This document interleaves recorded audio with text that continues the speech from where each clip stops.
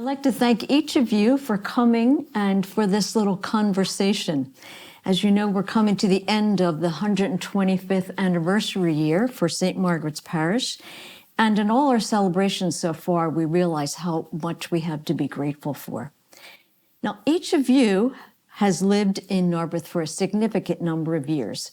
So we'd like to hear more about your memories, experiences, and wisdom. I remember First Communion just because I remember the incense made me feel like I was going to pass out. One of my favorite memories of the school was in 8th grade. Sister Maria Louise had asked how many intended to take the St. Joe's Prep exam. And so 6 boys raised their hands, including myself.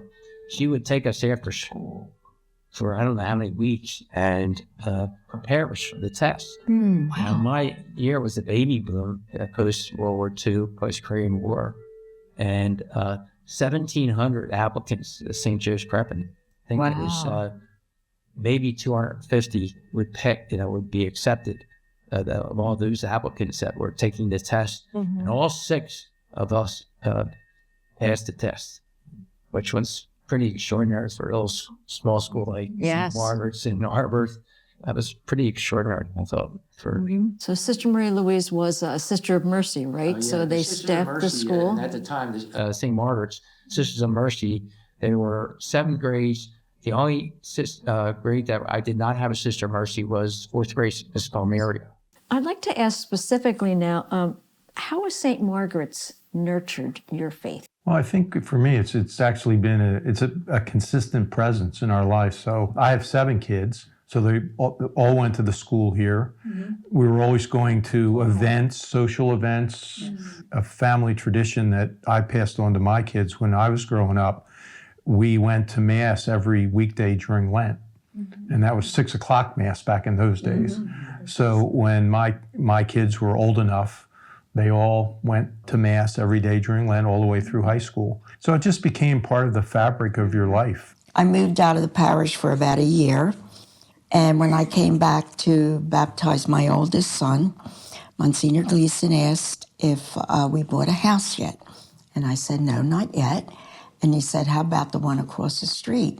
And I thought, oh, God, I can't afford that, So anyway, but we loved it and we bought it, so I've been here ever since.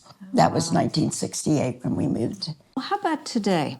What if you met someone, a new person coming to this area, and they said, we're looking to join a parish. What would recommend us joining St. Margaret's Parish? The pastor, Monsignor Doherty, who is a terrific pastor and who makes himself available at all times, all days. Monsignor Doctor is very active with the school, and we have a deacon now. We have an assistant pastor. You can be embraced and meet a lot of people if you're new, and just by joining a parish activity. The faith of the parish, I believe, is growing. I wanted to say about Monsignor, including in what John had said, he comes over to school.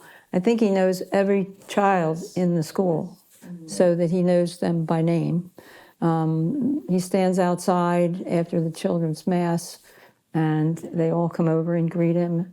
And so that's, the children are the basis. They're going to be the future adults. Yeah. So we have right here 2 institutions. How long have you been teaching at St. Margaret's School? It's 1991 I came back. Okay, 1991, so 35 years. Yeah, after my children were... How long have you been working at the parish?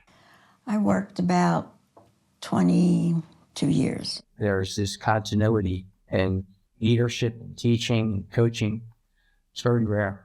We have Dolores Lopresti, who's been there God knows how long. 50 years. We have Rep. Seifert, who's been coaching our 7th and 8th grade boys football and baseball teams, and Jim McNulty since the early 90s. Unique to Narberth and our parish is just, we're our own small world, but it's a very diverse world. When we were going through St. Margaret's, wildly different divergence in incomes between the people that were in the school. You had, the Italian section and a group of kids that were Italians. You had all the Irish. When we were going to school, we had kids that came up here from Cuba. We had kids that came up during the Cuban crisis and were embraced into the school. So Narberth is a very diverse community, and I always thought that was great for our kids. The best athlete might not be the best student, or vice versa, and you kind of got to understand that everybody had their own unique talents and abilities. I think that's part of the parish that has embraced that and lives with it. Well, I'd like to thank each of you for what you have contributed, not just to this discussion, but throughout the many years of this parish. You can have a church, but it takes the people, the clergy, and God-centeredness to make a church what it is. So thank you for your contributions.